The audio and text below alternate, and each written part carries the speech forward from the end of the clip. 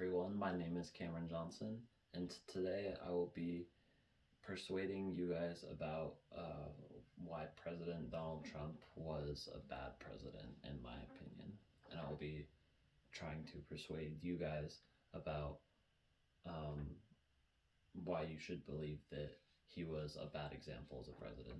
Now, I don't have any audience members today like last time because I don't have any that are available right now. So I will just be giving this speech to you guys again. When you think of an example of a good president, you probably think of Barack Obama or John F. Kennedy. Whoever it may be, these individuals have made a good representation of what a president should act like. They represent America and what we stand for as citizens and the ideas that we go for. However, that all changed in 2016 when Donald Trump ran against Hillary Clinton for president, and things started to change as President Donald Trump shifted into office and changed all of our perspectives on what a good president would represent. When it comes to being a president, there's three things that there's three main things that Donald Trump did that not only shook America, but also showed that he was an example of a bad president. First being the Russian interference in the 2016 election. Next, repeated refusal to release his tax returns. And finally, him playing down COVID-19 and the whole pandemic itself. Now, when we look at, when we go back to the very beginning, when he first became president in 2016, there were a lot of controversy to whether or not he was if he had contact with Russian officials, and throughout the past 4 years, there's been going on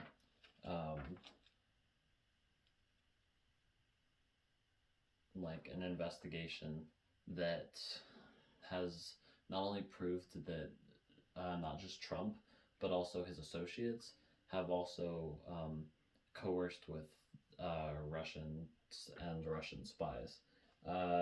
Trump and 18 of his associates had at least 140 contacts, 140, with Russian nationals and WikiLeaks during the campaign and transition.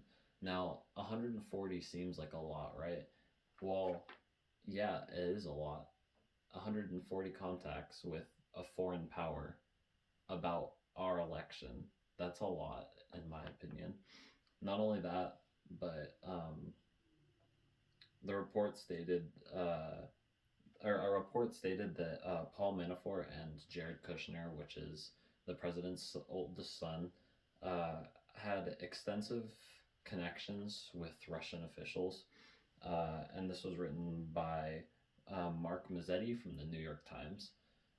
So not only that, but when you think about it, the connection to Russia is very scary when it comes to our election, because if they interfered with the election, then who knows what could happen in this coming election or the future of our country. Next, I'd like to talk about how Trump has refused to release his taxes. This is a big issue because throughout generations of presidencies, they have released their tax returns. This has been a tradition that's been going on for several decades, and President Trump is the first to break this tradition. And not only that, but In 2014, Trump told an Irish TV station that if, and I quote, if I decide to run for office, I'll produce my tax returns, absolutely, and I would love to do that, writes Tim Grant of the Post Gazette, Pittsburgh. So this statement is kind of contradictory because the president himself said to an Irish TV station that he would produce his tax returns. And what do we have right now? Still no tax returns. He's yet to produce anything resembling tax returns and thinks of ways to go past it or deny it or try to come up with an excuse to ignore that he hasn't turned in his tax returns or showed us them. Trump not releasing his tax returns breaks the tradition that's been going on since Nixon had his tax returns leaked. So this tradition has been going on for decades, and Trump is the first to break that if he doesn't release them, which he most likely won't. Next, finally, I'd like to talk about how the president has handled the current COVID-19 pandemic. So recently, he has been downplaying the whole pandemic by saying that it's just a mild cold or it'll go away soon. And this is just outrageous. Like, our own president of the United States is saying that everything is fine while hundreds of thousands of people are dying right now. People are probably dying as I'm giving this speech from COVID-19. And this is outrageous. He's the president of the United States. He should know what he's talking about, or at least have a rational understanding of what is happening in his own country. And yet he lacks any resemblance of that. Now, he says also that masks are ineffective and they don't help at all. They just they can spread it more. He even said, which is just not true. All health officials have said that they help prevent the spread.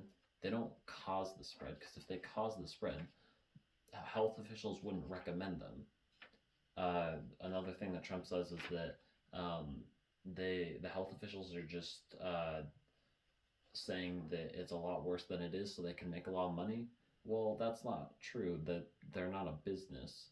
I mean, to a certain extent they are a business. They have to make a profit so they can keep doing their procedures, but no, they wouldn't make up a global pandemic just to make a profit. They're doing this because lots of people are sick, and almost, if by the end of the year, almost 400,000 people will have died by this pandemic already. So in conclusion, when we look back at the last 4 years, we see a president who has gotten away with lots of things and not held accountable or responsible for his actions. No president in history has lied this many times to the American people and gotten away with it. President Trump was a bad president, and this statement is proven by the Russian interference, the not releasing tax returns, and completely downplaying the pandemic like it doesn't even exist. And also saying that it's just a cold and it'll just go away. No president in history should be allowed to get away with any of these actions without receiving some sort of punishment. It is the worst in history, and this president should be held accountable for his actions. And these are the reasons why he's a bad president. Thank you.